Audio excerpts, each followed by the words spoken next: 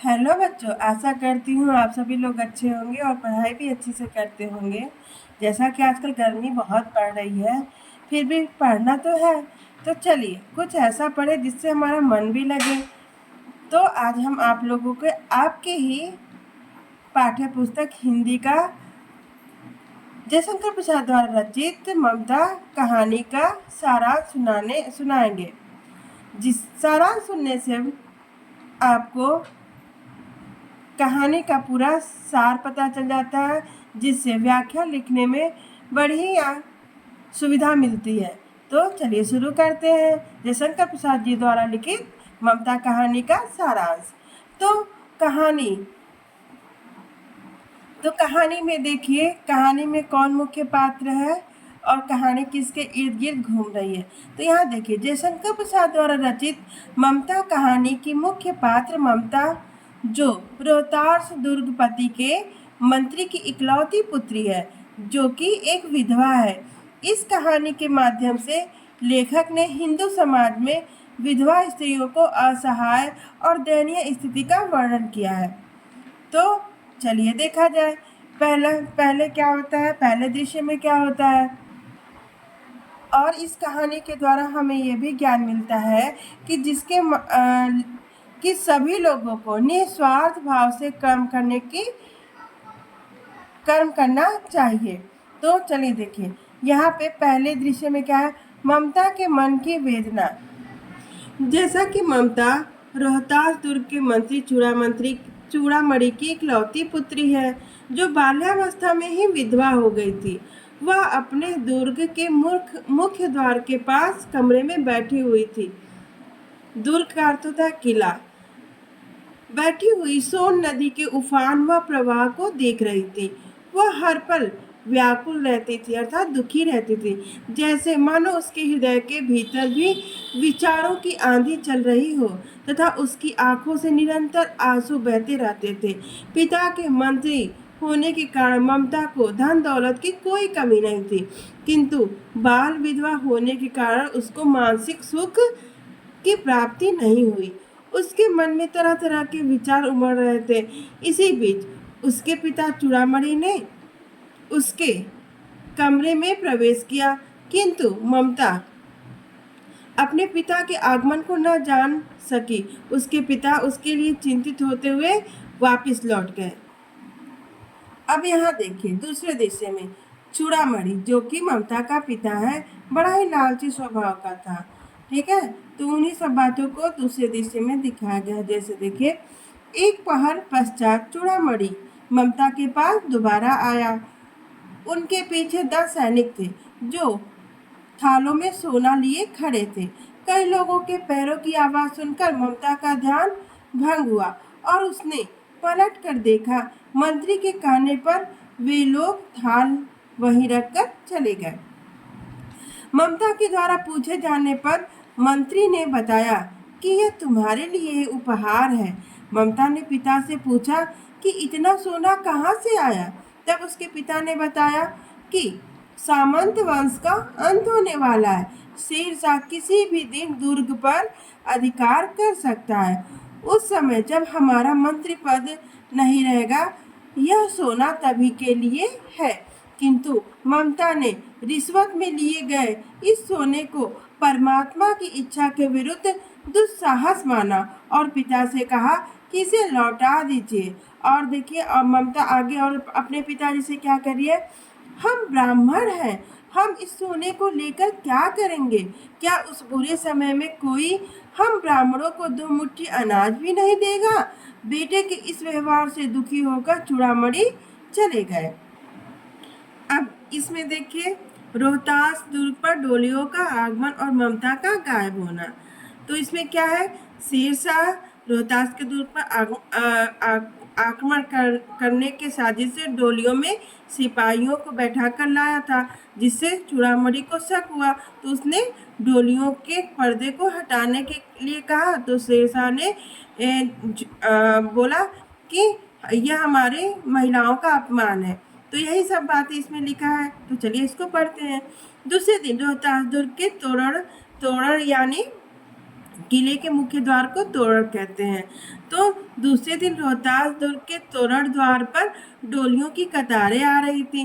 तब ब्राह्मण चूड़ामणि से रहा नहीं गया और उसने डोलियों के आवरण यानी पर्दे को खुलवाने चाहे, किंतु पठानों ने इसे महिलाओं का अपमान समझा। इसी बात पर तलवारें निकल आई। चूड़ामणि वहीं मारा गया। रोहतास के राजा रानी और खजाना सब शेरशाह के हाथ में आ गए, किंतु ममता उनके हाथ न लगी।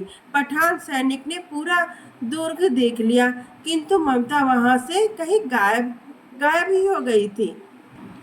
अब देखिए चौथे अंक में, ममता जब रोहतास दुर्ग से निकलकर भाग गई थी तो कहीं भी तो शरण लेगी ना।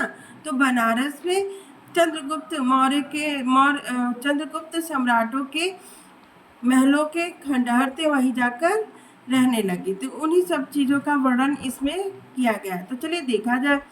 इस घटना के काफी समय बाद बनारस के उत्तर में धर्मचक्र विहार में बने मौर्य और गुप्त सम्राटों के कीर्ति स्तंभ, जो लगभग खंडहर बन चुके थे, वहां वृक्षों की छाया में बैठी ममता पाठ कर रही थी। अचानक उसका पाठ रुक गया। तभी हताशा सा एक व्यक्ति ममता के सामने आया और बोला, माता मुझे आश्रय चाहिए कहकर शरण मांगने लगा। उसने बताया कि वह शेरशाह के द्वारा हराया हुआ है। तो ममता को आए हुए शरणार्थी की आंखों में क्या दिखाई दिया? क्रूरता, निष्ठुरता व रक्त की प्यास दिखाई दी। तब उसने कहा, मेरी कुटिया में स्थान नहीं है, कहीं और जाओ। इतने में वह बेहोश होकर वहीं गिर पड़ा। ममता ने पानी देकर उसकी जान बचाई, किंतु उसको पठानों के द्वारा किया गया अपने पिता का वध आज भी याद था, इसलिए वह उस पर विश्वास न कर पाए।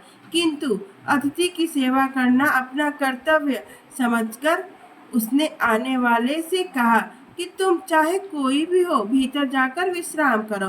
और मन में सोचने लगी कि मैं अपना कर्तव्य को क्यों छोड़ दूं। मुगल ने चंद्रमा के प्रकाश में उसका कांतियुक्त चेहरा देखकर उसको मन ही मन प्रणाम किया। ममता पास के खंडहर में चली गई। अब इसमें देखिए सैनिकों द्वारा ममता की खोज। तो इस अंक में सैनिक ममता की खोज क्यों कर रहे हैं, इन्हीं सब बातों की चर्चा की गई है। अगले दिन प्रातः काल ही बहुत से सैनिक उसे ढूंढते हुए वहां आए, अर्थात अपने मुगल सम्राट हुमायूं को ढूंढते हुए बहुत सारे सैनिक आ गए। ममता खंडहर की ओट से सब देख रही थी। तभी उस मुगल ने उन्हें आवाज देकर बुलाया और उसने स्त्री को ढूंढने को कहा। पूरा दिन वे उसे ढूंढते रहे, किंतु असफल रहे। शाम को ममता ने देखा कि मुगल अपने अधीन सैनिकों से कह रहा था कि मैं उस स्त्री को कुछ दे न सका, यहाँ उसकी झोपड़ी के स्थान पर उसके लिए एक महल बनवा देना। यह कहकर वह वहां से चला गया। अब देखिए अगले पैराग्राफ में क्या दिया है कि ममता की वृद्धावस्था तथा मुगल सैनिकों द्वारा झोपड़ी की खोज। तो इस पैराग्राफ में ममता वृद्ध हो जाती है, बूढ़ी हो जाती है और सैनिकों द्वारा उसकी झोपड़ी खोजा जा रहा है। तो चलिए देखा जाए। चौसा के मैदान में पठान और मुगलों के बीच हुए इस युद्ध को बहुत समय बीत गया। ममता का शरीर बहुत दुर्बल हो चुका था।